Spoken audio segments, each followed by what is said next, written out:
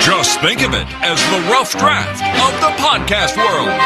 This is the Newbie Writers Podcast with your hosts, Damien Boat and Catherine Bramkamp. Hey, it's episode 186 of the Newbie Writers Podcast, and spring is in the air. I don't know. That's about as positive as I'll get, I think. Up and down. Hey?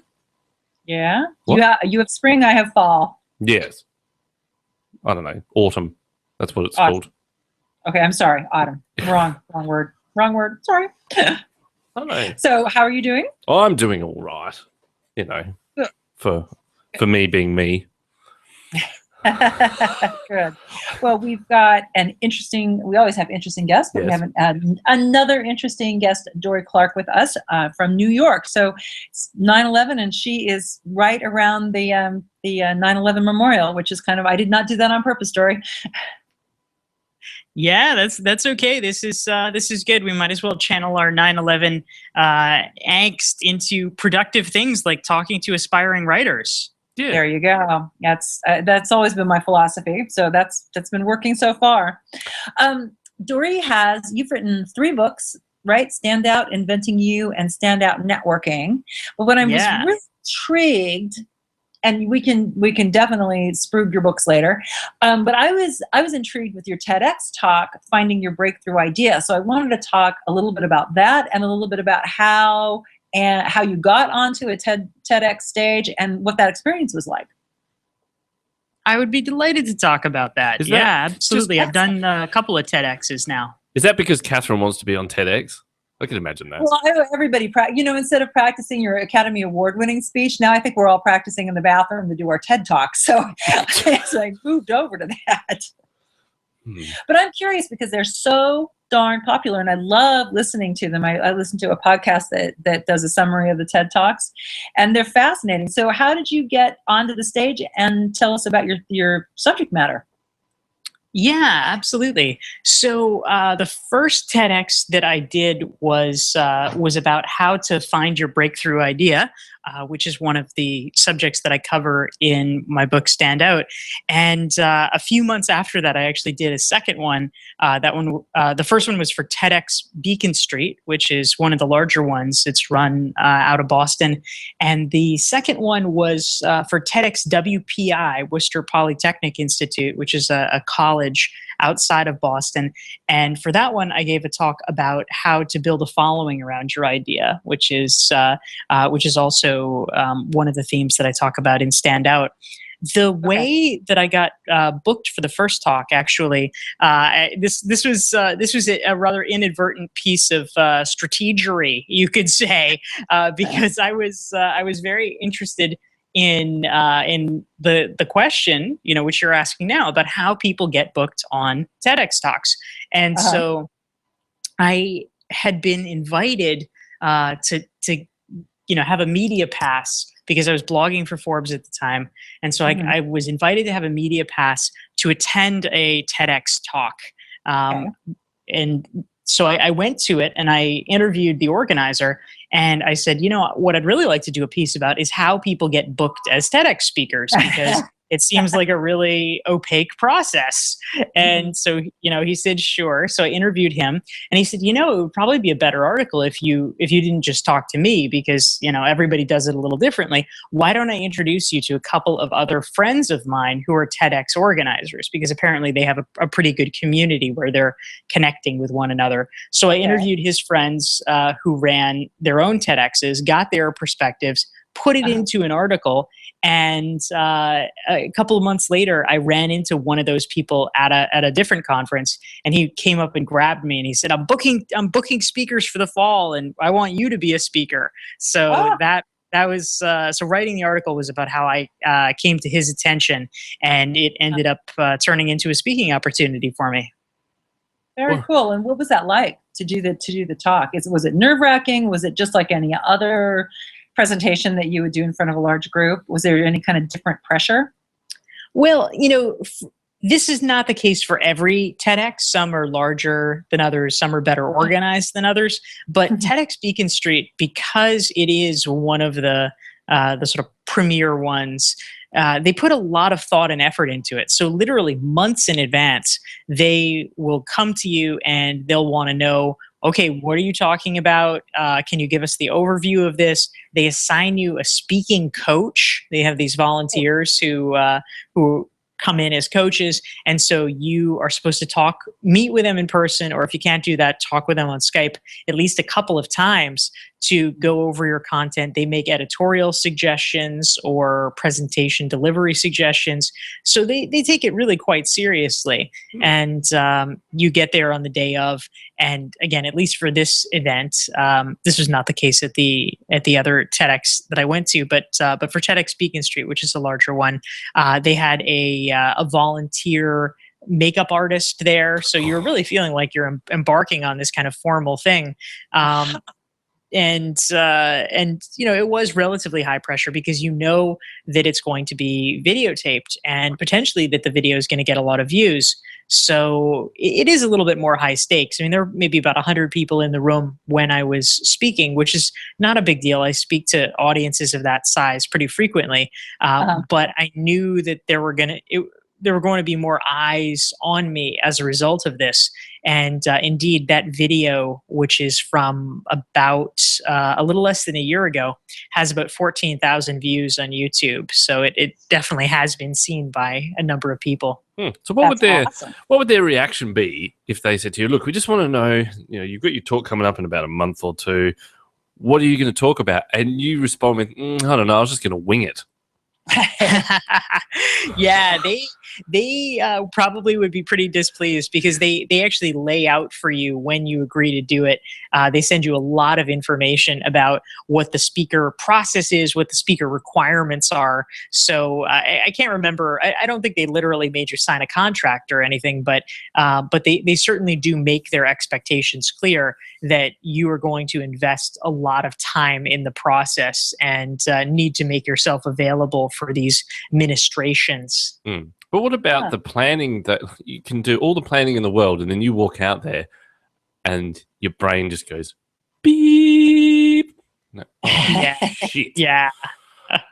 and that there's always that possibility for sure. And in fact, some of the talks that I saw, not all of them, of course, not even many of them, but a few of the talks that I saw were a little bit lackluster.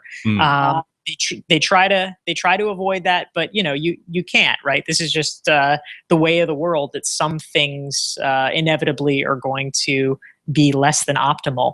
And so in those situations, basically, what happens, worst case scenario is just, they'll record it. I mean, I am pretty sure that they require you to post the videos. Although I suppose that if it was like truly a terrible bomb experience, you could probably petition them to not put it up. But yeah, I mean, you'll just know, okay, probably not a lot of people will want to watch this video. And, so it's a missed opportunity, but not necessarily the end of the world. Unless it's like, first guest speaker to vomit on stage. You could get loads of hits. Nice. No, I don't think that. But I just wonder if there's ever a time where somebody gets off the stage and the handlers are there and they just look at the presenter and they said, you don't have to post this. It's okay. We'll just give that a pass. Right. Probably. There probably is. I don't know. I reckon it could be. I reckon if Catherine did her TEDx, I'd like to be there, but just as the voiceover. That would be fantastic. Yeah. I could be talking about writing, and I'd be like, how's it going, Catherine? Yeah. Or call it like a football game. Okay, she's warming up. All right, she's going in for the pass. Yeah. I don't, wouldn't be very. Fumbles. Oh, it sucks. It's like, oh, terrible. So tell us a little bit about that. I didn't know how managed. I'm surprised at how managed it is. I think that's interesting. Tell us about finding your breakthrough idea. And I'll tell you, I've been horrible and did not listen to your TED Talk. So now you have to tell me about your TED Talk. I have. It's very good. Yeah, you like that? Like the alliteration appealed to me. What is, or how can people find their breakthrough idea? Because this is very relevant for writers, because oftentimes see a lot of nonfiction books on the shelves that are all about fleshing out that quote one breakthrough idea. Yeah, absolutely. So, in order to figure this out, to crack the code on it, for my book Stand Out, I actually interviewed about 50 top experts and thought leaders in a variety of different fields to try to understand what the process was that they had used and if there were strategies that I could extrapolate from it so that regular professionals could use them. And so I'll share a few of them with you right now. Some of the ones that I discovered in my research were most likely to lead to fruitful outcomes and people being able to come up with breakthrough ideas. One of them is the concept of combining disciplines. And the reason that this is so critical is that if we think about a breakthrough idea, this in a lot of ways is sort of a synonym for an innovative idea, right? And how do you come up with something new? How do you actually make something new? Well, it turns out it's very difficult. You hear, oh, there's nothing new under the sun. And it's true that it's difficult to come up with something that literally no one in the universe has ever come up with before.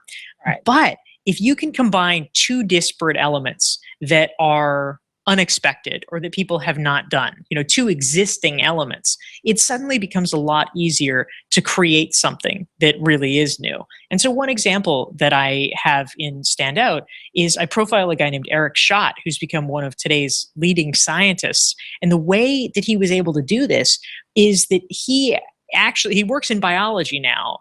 He is a researcher at Mount Sinai Hospital in New York and has been very successful, has written more than 200 peer-reviewed papers on a wide variety of illnesses. But what is unique about his background is he didn't actually train originally as a biologist. His background was in math and computer science. And when he brought that over to biology, he looked at the world in a different way. And so as a result, he became one of the first people to employ big data in biology because he was one of the first people to actually see its promise. A lot of traditionally trained biologists were like, what are we going to do with this? And because of his different viewpoint, Eric brought it together. And so similarly, for folks who are thinking about their breakthrough idea, I would encourage them to think about, what are two or more things that you're knowledgeable about? I mean, it could be that you've studied multiple subjects in school, or that you have a real passionate hobby besides your day job. Maybe you have deep knowledge of a particular culture. You lived in a different country, or you're really steeped in some kind of worldview that's of interest to you. Maybe you're a big Jungian, whatever it is. But if you bring that to bear on a different subject and mix them up, sometimes you can really have breakthrough ideas. Okay. So like, I'm trying to think of a metaphor. It would be like if you were looking at an art installation and you brought in your plumber and he or she said, oh, well, this looks a lot like, the undercarriage of blah, blah, blah, or the system, and they mess around with it. And suddenly you have something brand new because somebody with a completely different worldview looked at your stuff. Would it be more like that, where you've got this totally different view? That's the worst analogy I've ever heard. Carry on. No, I think it's a pretty good one. I mean,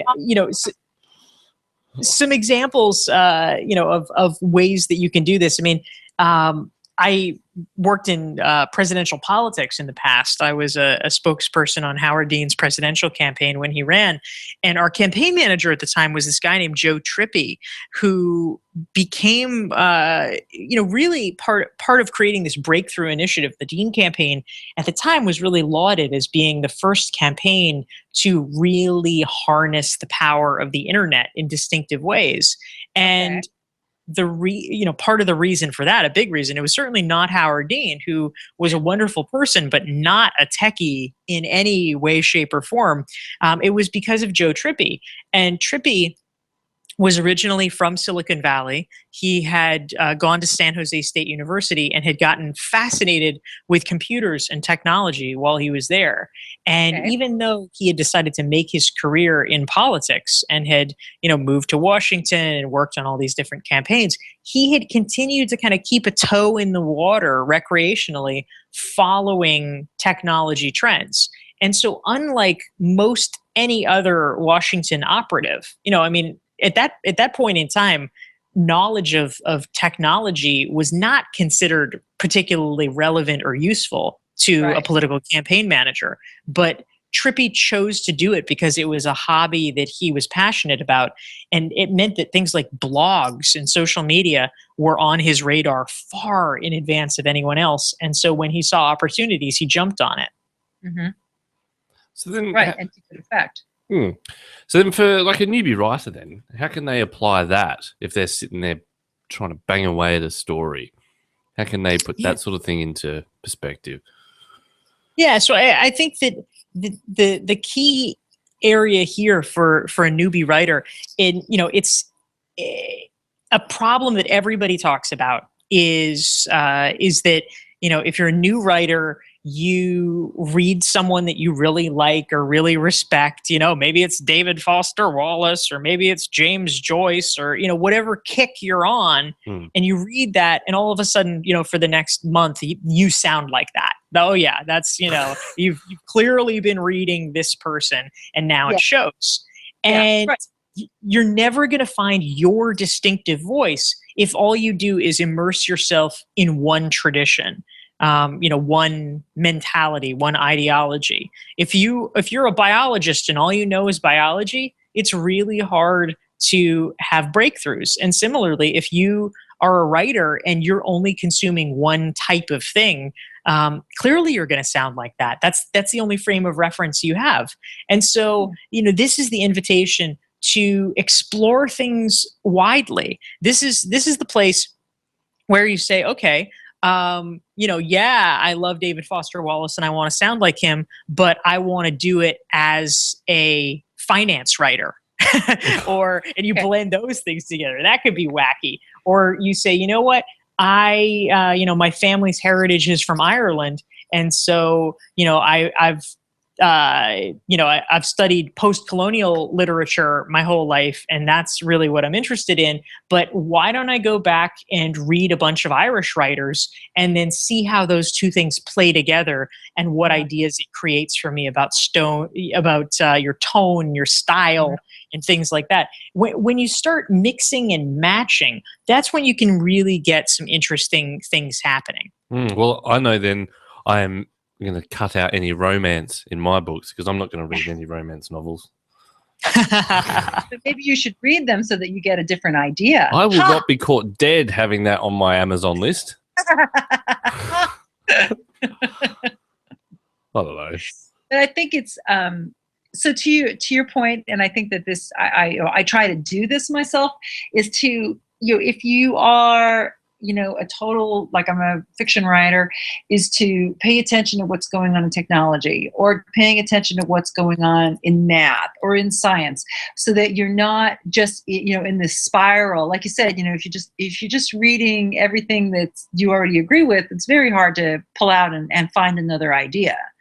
But it is interesting if you look around. It's like, wow, and this has helped me in science fiction, where I go to the Consumer Electronics Show and look at the brand new stuff that's displayed and all the cutting edge stuff, and all I can do is I can think, wow, I can see where that could go horribly, horribly wrong. Let's write about that. Yeah, and I guess that's where things backfire a little bit. When I sent you a book on how to build a time machine based on the physics of it, you're like, actually, thanks for that. Yeah. Oh, it was great. And I do pull technology books, or I want to know about, what are the newest breakthroughs in time? What's, you need, I agree. You need to know something a little different, or, go out and learn how to build things if you're a writer, or write things if you're a painter. I mean, people have always discussed that. Yeah, exactly. And I mean, it gives you a richness. I mean, you think about Elizabeth Gilbert's book that she wrote about the botanist or whatever. That requires, if you want to have verisimilitude, if you want it to be believable, you need to be able to draw on real information to make your fictional character lifelike. You have to give them a structure that undergirds their feelings and emotions. And yes, some people for sure they can succeed by just writing what they know, writing what they've experienced, but it's a little bit limiting. But if you are deliberately pushing yourself to seek out new genres or new information about new cultures or new places or just fields that are incredibly disparate, you don't know where that's going to take you and where you might be able to get inspiration from it. Right. So in other words, we're going to tell all of these poor writers to go to a football game in the fall, right? That's right. That's right. See, great. They're like, oh, I hate the show. I'm not doing that. But I'm in Ashland, Oregon, and there's a Shakespeare festival that's year round in this cute, adorable town. And one of the things that I appreciate is that I am watching theater, which is a whole nother way of expressing everything than writing. And it's very helpful and very inspiring. And I do that, on purpose. And I think you can do the same, at home with a film, where you just really look at it and say, well, this is a very different way of telling a story. What can I take out of this? What can I do? And we've had guests on. C.S. Larkin wrote a book on how to create your book according to how scenes are created in a movie and to borrow from that. So we've had those discussions, and there's other things that can help you as a writer. Look at that. How can I do something a little bit different that would inform, definitely inform the writing? So putting two very different things together. What is another great breakthrough idea that you saw really bubble up from your interviews? Yeah, definitely. So when it comes to other breakthrough ideas, one that I'll suggest, which is also another really effective strategy, is to explore and attain mastery of a niche first, and then spread out from there. And the reason that this has been so effective, I mean, if you think broadly about people with different careers, it is really useful to focus in early on and narrow down, niche down. Many people are resistant to this because they think it's going to limit their possibilities in the future, but it actually ironically expands them. Because once you gain a reputation for being good at this narrow thing, there's a phenomenon that takes over. It's a well-known psychological phenomenon called the halo effect. And the halo effect essentially says, oh, if you're good at this thing, you must be good in general. You must be good at lots of things. This is basically why in our culture we keep electing actors to political office.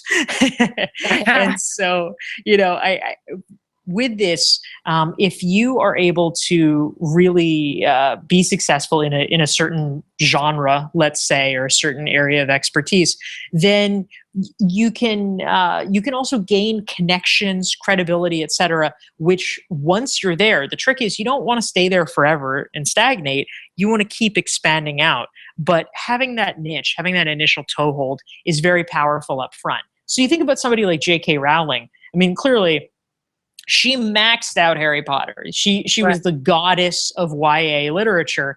And then she's able to do pretty much whatever she wants. She, writes a sort of, literary fiction novel. She's writing mysteries now. She's doing all of these things that she now has the liberty to do because she has been viewed as someone who people are going to buy her books no matter what.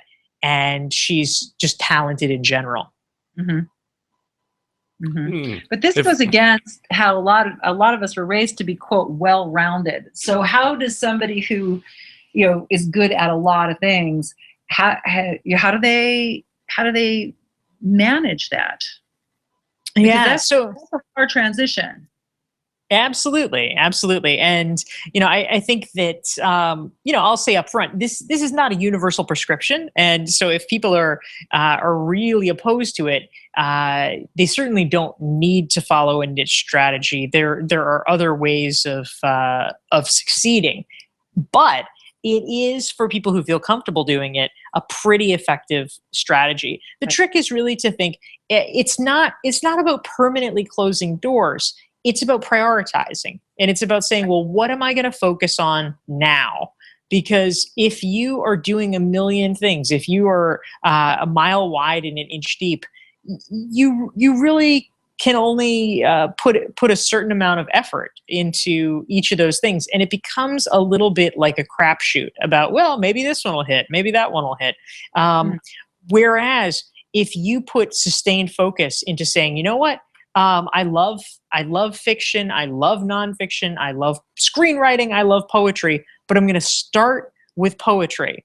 Then that gives you the freedom of focus to say, you know what, I can do all these things in time. I've got plenty of time to do them. But right now, this is where I'm going to focus.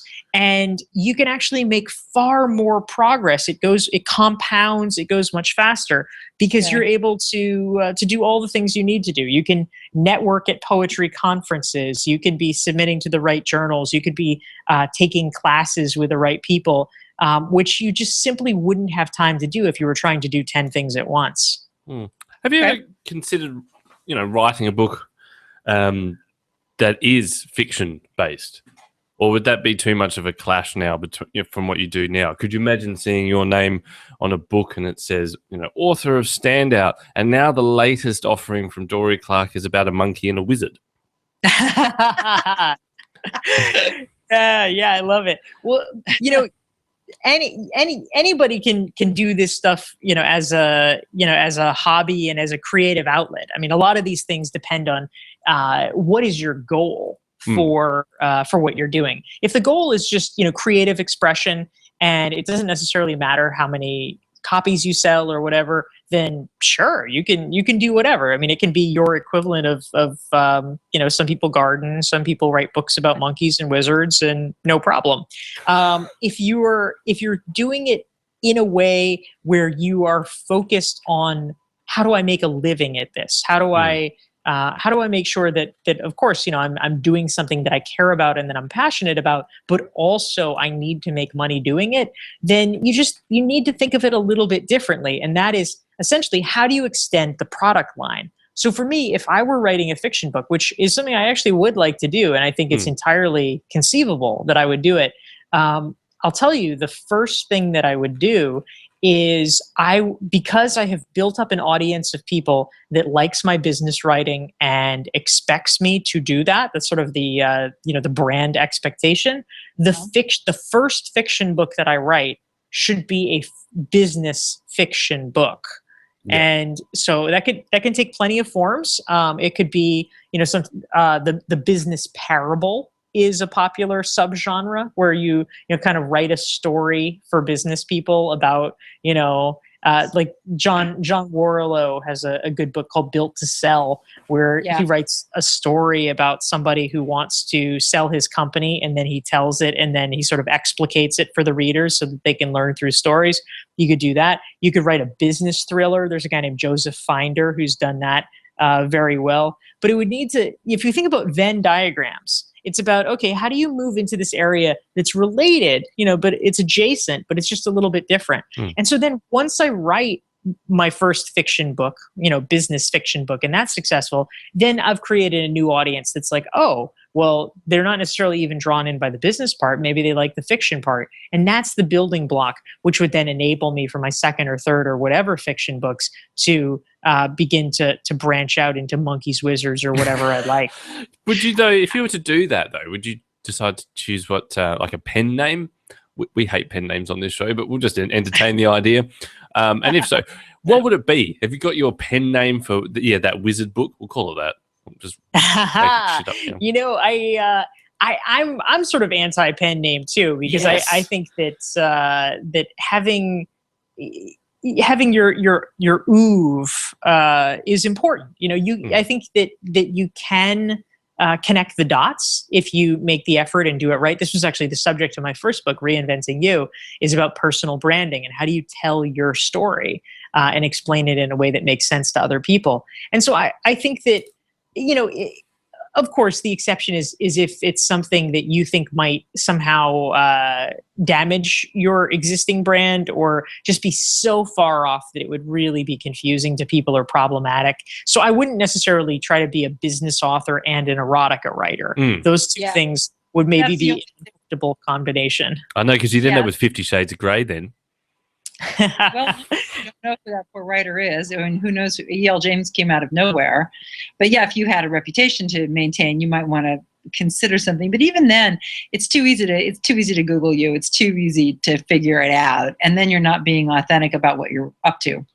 Yeah, exactly. So I think in the vast majority of instances, it's fine to do it under your name. I mean, you know, I'll advise some people that just for the sake of brand clarity, if they want to make sure that the people who are searching for them for, say, business consulting aren't necessarily finding a million entries about their mystery novels that they're writing. I mean, you could do it under sort of a variation. I mean, one could be could be Steve Smith and the other could be Steven Smith or whatever, just so it's the same person, but people will be looking for other things and you won't get tangled up in SEO. But I don't think people need to be hiding themselves anymore. Yeah. Awesome. Yeah. You can come back on this show. That's fine. How do you write, books like this, like Stand Out and that sort of thing, that do stand out from the other books of this genre? Yeah. So for me, a starting place really has always been what, the problems that I've overcome. And then looking around and realizing, there's a lot of people who are actually facing very similar issues, and I would like to be helpful to them by elucidating the path that I took and interviewing other people to try to get best practices. Because the books that I'm writing are the books that I wish that I had at various points in my life. So my first book, Reinventing You, is basically about career change and professional transition. So I had a lot of careers early on. I kept kind of being stymied in them. So I was a journalist, and then I got laid off, and then I worked on a couple of political campaigns, and my candidates lost. And so I was trying these different things. I wanted to be an academic, and then I didn't get into the doctoral programs that I wanted. So I had to reinvent myself a lot, and so I eventually found a good path. I've been doing now what I'm doing, consulting and writing and speaking and teaching for nearly a decade. But it was hard to find that path. And so for Reinventing You, I interviewed dozens of professionals who had successfully made career transitions about their experiences. For Stand Out, I viewed it as kind of the next logical step or the next continuation, because Stand Out is a book for people who, whatever they're doing, they've kind of found the place they want to be. They have a job they really like, or they have a career they really like. It's not so much that they want to change that, but what they want to do is they want to succeed at it. They want to get known and be recognized by their peers as being among the best in their field. But that's a tricky thing, because we live in this very crowded, noisy world now. And so I wanted to write this book to help people understand the best ways to really get their true talents to be seen and recognized. So then how did that go when you were approaching people to interview them, just, to get some research? Did you just contact them and say, I want to ask you a few questions? Like, why? Well, the truth is that most people are pretty flattered when you say, hey, I want to interview you for my book. Those are usually pretty magic words. I mean, certainly not everybody that I approached said yes. There were a few, highly prominent people that did not agree. But by and large, unless you're trying to reach folks that are just extraordinarily famous, almost everybody will say yes, just because they think it's cool to be in a book. It's something that our culture holds up as a sign of achievement, and it's kind of an awesome thing. So I think it's actually easier than most people think to land interviews. Yeah, well, we found that. Sometimes you just send an email off, and probably about 80-90% of the time they come back with, yeah, sure, I'd like it.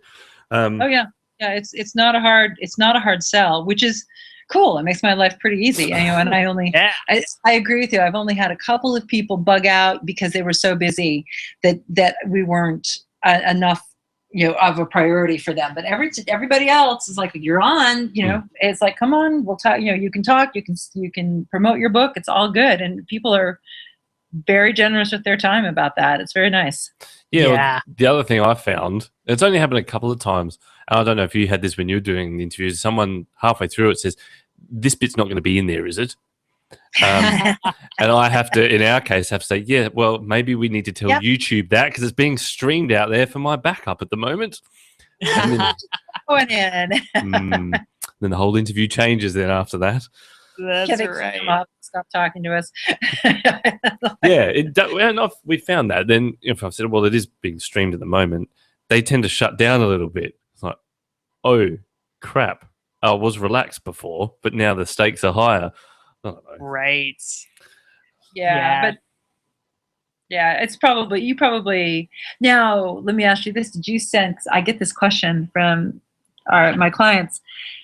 When you do an interview, before you put it in the book, do you send it back to your interviewees to look at, or do you say, you know what, you're going to talk to me and it's going out? I mean, do they have any kind of editorial control? Yeah, I don't have a hard and fast policy on it. I mean, generally, if they specifically ask for it, then I'll make a note of it, and I will always do that. But the truth is, I mean, I abortively, because this whole career path started for me because I got laid off from it. But I was at one time a professional journalist. And so I have a great deal of confidence in my ability to render people's quotes and intentions accurately. And so it's actually a little bit annoying to me when people are like, oh, can I look at it? Because it's to a certain extent, it's like, oh, they don't trust you. I mean, they wouldn't necessarily frame it that way, but fundamentally that's kind of what it is. So it's this extra step. It's a little bit of a hassle. It's, to me, I view that as a mark of weakness, essentially, because they might also be a little bit afraid that they've said something wrong and they want a chance to clean it up. Almost always when they do it, I have to be a little bit firm with them. Because, I'll say I'm happy to correct factual inaccuracies, but, I don't want you pasting up the text, because it's much better to record it how people say it rather than them tinkering with it because they think it doesn't sound professional enough. And then they turn it into a written document that is just absolutely pallid and devoid of interestingness. So I try to be a little bit of a cop about that. But if they want to see it and, just in the event that I've made some mistake, then that's fine. Well, how do you go about condensing it? Because sometimes with interviews, especially if you get relaxed, you can, the person being interviewed can go off on a bit of a tangent, and they're sitting there going, and so, yeah, we had this barbecue and then, like the dogs are running. What was the question again? Yeah, they definitely do sometimes. Basically what my procedure was for the interviews was, I'd write up a list of questions beforehand. I would talk to them. If they were going off on a tangent, I'd just try, to keep my mind on the original question. And it was helpful in that regard to have it written down, because I could go back to it and be like, did they really just answer this or not? I'd get it all typed out. My methodology is that I really actually like to do all of the interviews up front. And so I spent about 6 or 8 weeks just going nuts. I did 50 interviews. I was talking to multiple people a day. That was really the thing that I was spending my time doing. And at the end of it, I had, 60 or 70 single space typewritten pages of notes. And so what I would do is I printed it out and I would go through it essentially with a highlighter and just grab pull quotes, things that I thought were uniquely interesting. And then my next move was to take the outline that I had created and then plug the relevant pull quotes or corroborating paragraphs into that document so that I had it all sort of within the structure, so that I knew even if it was kind of jumbled up, all the chapter 7 stuff was in the chapter 7 place. And then I would begin writing off of that. Oh, that's a good way of doing it. It's almost Very like cool. should do a podcast and just interview people. That's a good idea. Excellent.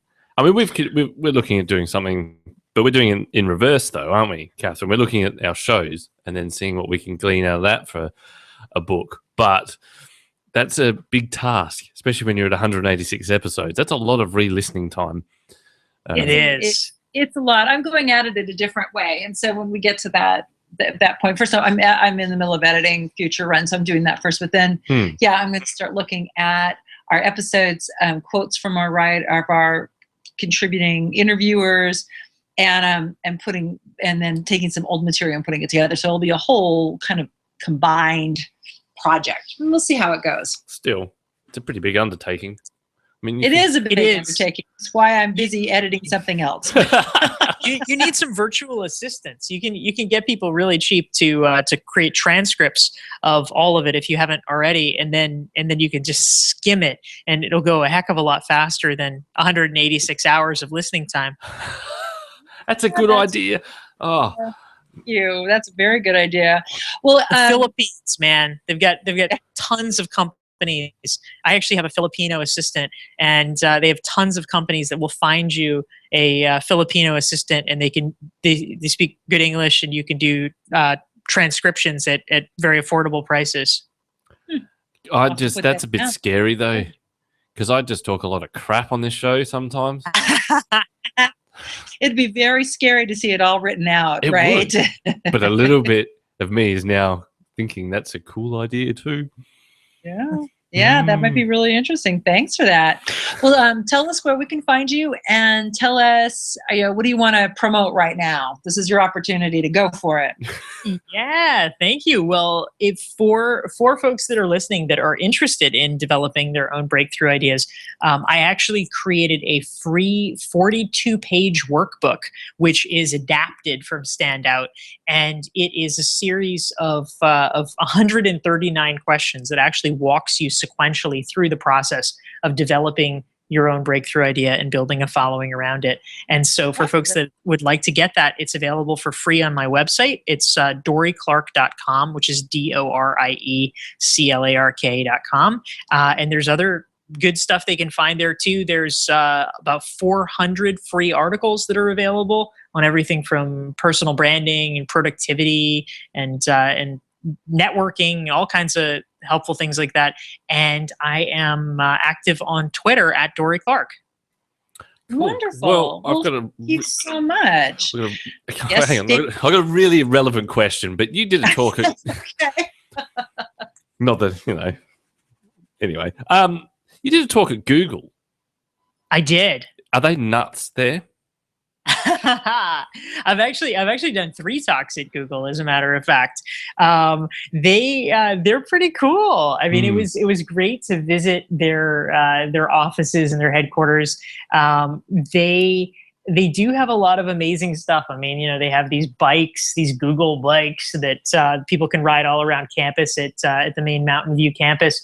Their cafeterias are great, and they give you nice free coffee and all those sorts of things. They have juice bars. I mean, it's a little paradise. When I was there visiting Mountain View, they had these trucks where like a barber would come in with a truck, because clearly you're so busy programming, you don't have time to get haircuts. So like on your lunch break, you can go out and get a haircut without leaving work. So lots of good stuff like that. But I don't know, because you would have been there in a professional sense. Did you? I don't know. I just picture the professional business person walking in there going, I'm here to give a talk, blah blah blah, and there's someone there in sort of board shorts and a t-shirt going, yeah man, down the hall. Pretty much. No, what it is.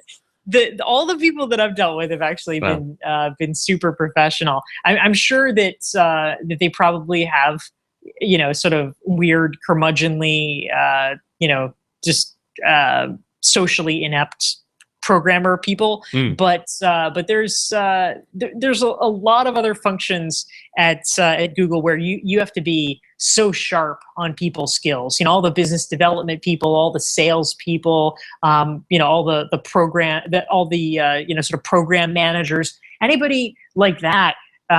You really have to optimize for people who know how to relate to and influence other folks. That's the thing. I was just thinking, before you even get there, do you have to think, well, do I be a bit more laid back and casual because that seems to be the vibe of the place, or do I go in there really corporate?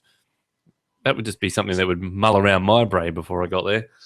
Yeah, no, it's true. I mean, I for most of my meetings that I have in Silicon Valley, it is a distinction. I live in New York, as we were mentioning earlier, and if I'm going to a business meeting in New York, I will wear a suit. And if I'm going to a business meeting in the Bay Area, unless there's a very unusual circumstance, I will absolutely not wear a suit. I will. The dress code there is a blazer, optional blazer even, but a blazer and jeans. And that's a lot more comfortable of a way to fit in there. I'm pretty sure in my Google videos wearing suits, but I did that because I knew that I was doing videos. If I was just going there for a regular meeting, I would have worn jeans. Yeah, I don't know. I don't know what I would wear. Probably a t-shirt. Anyway. Sure. I don't know. Depends on how comfortable you are and how much money you make. And if you're the boss, you can wear, your REI, ensemble, and you're good to go, because who's going to yell at you? Yes, but I'm the boss in my business, and I'm constantly thinking, oh, that's got a curl in the collar. Can't wear that now. That sort of thing. And it does. It really irks me now. Like, I see my employees and I'm going, you probably should have ironed that again this morning. Or here's a new shirt. I don't know. I'm becoming one of those, and I need to stop it. Yeah, you do, because you are becoming one of those. Pretty soon, you're going to yell at people to get off your lawn. What do you mean soon? I am serious. I did that the other day, and my neighbour's on my side too. He rang me and he said, "There's a dog on your lawn." I said, "Thank you."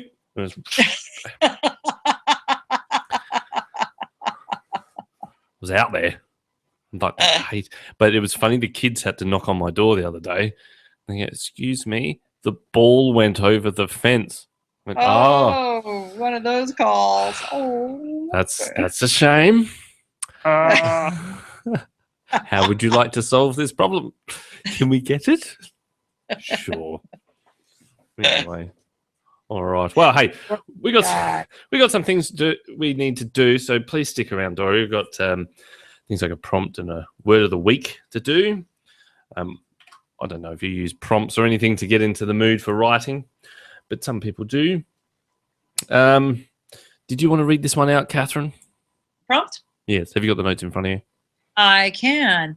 So here's the prompt. A couple of my friends, for the background, are changing everything in their lives. And one described the approach as tossing up everything they knew, jobs, house, city, everything, tossing it up into the air and just seeing where it all lands.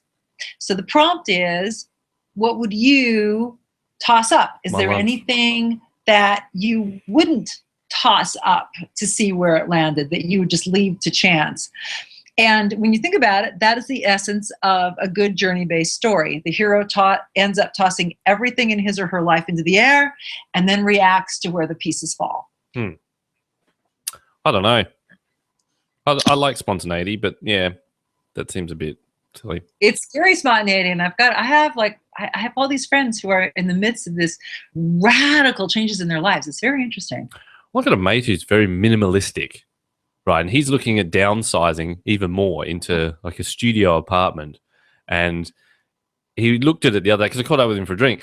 And this is his mindset. He walked into an empty studio apartment, but the people had left like some entertainment unit thing for the TV in the corner.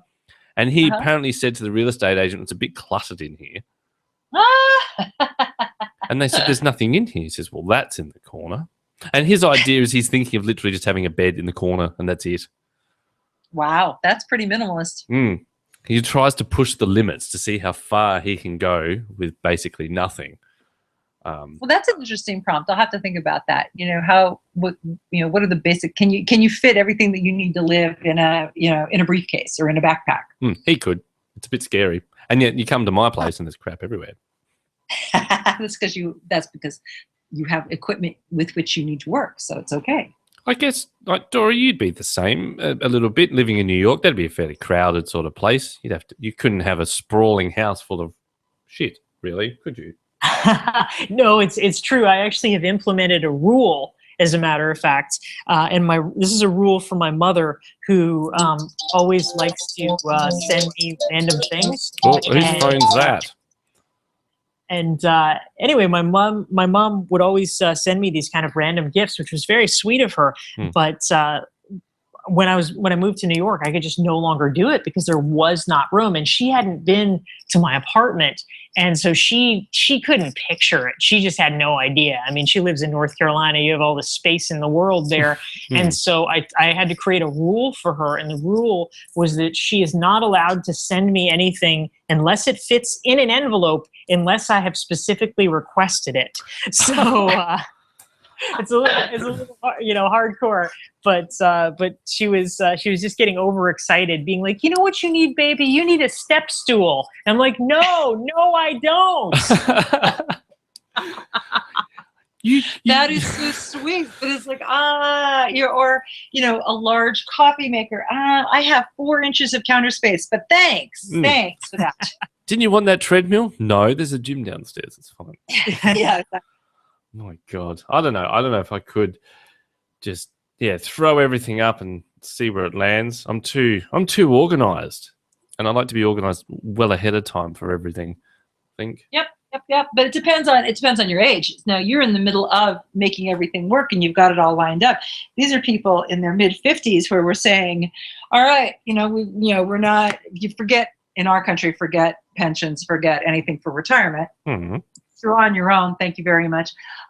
So there's like, okay, do we still afford the house? Do we still, if the kids are out of the house, what do we do now? So there's a different dynamic, which also affect the writing. So do you have a young character where finding security and love is the big thing, or do you have an older character where it's like, yeah, what the hell, and they're out just seeing what's the next step, seeing what's new in the world? Right. Well, I'm going to be dead by then, so it doesn't matter. All right, we'll just put you down for that. Well, just put me down. It's fine. Take me to a vet. All right. Do you want to read? You want to read the word of the week? Yeah. Word of the week comes from a word a day with Anu Garg, and this one is beleaguer. To surround with troops. To beset with difficulties. There you go, beleaguer. I think that's right. I think we knew the beset with difficulties, but I didn't realize that the first meeting up on that is to surround with troops. So think of your difficulties as all those troops surrounding you. You're surrounded. No. Yeah, that's a bit of a stretch, really. Like, I think it's interesting.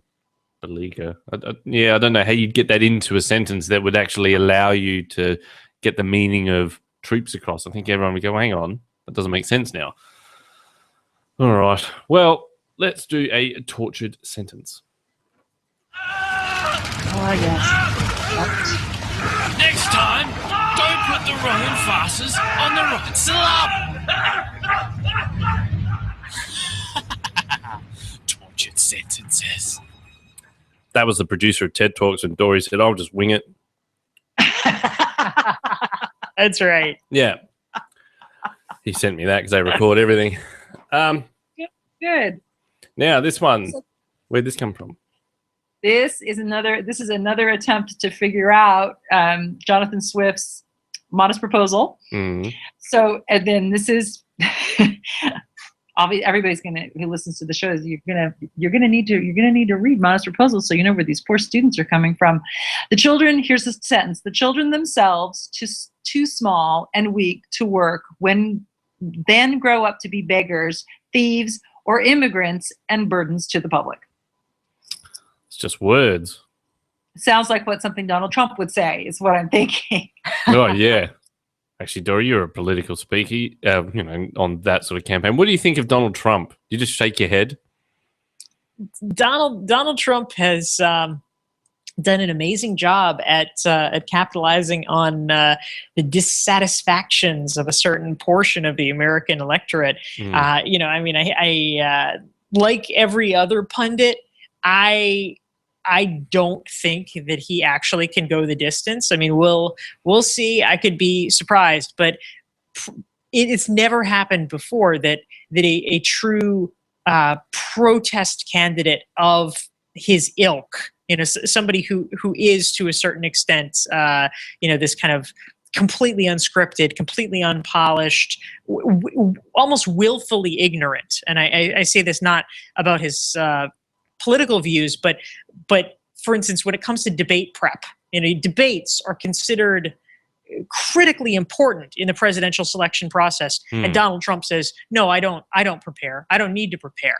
To me, that is willful ignorance of the process and how to excel in the process. He's playing by his own rules, and that's great, but it just historically has not lasted. Ross Perot for a while was, just this exciting leading candidate, but you can't really succeed that way. I don't think he is going to succeed over the long term, but boy, is he giving journalists and the public something to talk about. See, the thing is, and we find this, that America seems to be very much that they think they're the center of things, the leader in things, right? And so they don't seem too willing to look outside at the world and see how things have worked so they can make changes, like gun laws and that sort of thing. How come you guys won't have a look at our Prime Minister? Because he got into power because most of Australia didn't like the current people. He was a bit outspoken, and now we just cover our faces in shame at some of the things he said. It's like, how the hell did he get voted in? And there's talk about getting rid of him as soon as possible. My goodness.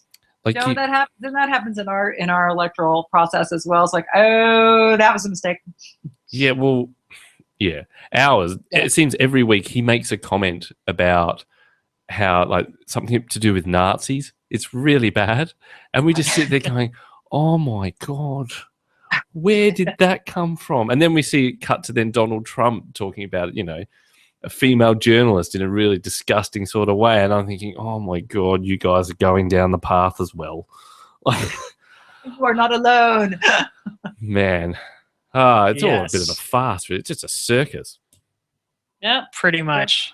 Pretty much. Anyway, now, is there anyone you'd like to give a shout out to, Dorie? Thank you for being on.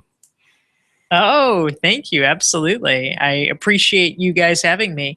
Well, let's see. I'll give a shout out. I was just it's been on my reading list for a long time, but I just finished reading the book "She's Not There" by Jennifer Finney Boylan. It first came out in 2003. There was a 10-year anniversary edition that came out a couple of years ago, and it's a memoir. She's a professor at Colby and Barnard. About her gender transition. And it was just so thoughtfully rendered. I think because of all the attention on Caitlyn Jenner or Caitlyn. That's it. I was like, wait, Kardashian? No. but yeah, all the attention on Caitlyn Jenner, I decided I was just kind of reminded that I had wanted to read this book. And it was just so smart and sensitive and sensible. In fact, Jenny Boylan has been a guest star on Caitlyn Jenner's new television show. And, for anyone who wants to learn more about those issues, she really did a fantastic and thoughtful job from a literary perspective. Just a shame she ended up on Caitlyn Jenner's show. That I don't know. She's sort of the wise friend. It's just something about that whole family that gives me the heebie-jeebies. Anyway. Oh, you wouldn't be the only one. Catherine, is there anyone you want to shout out to? AT&T. Yeah, AT&T. My mother's having challenges with AT&T, so I'll give them a shout out if they actually gave my husband an answer in the last hour.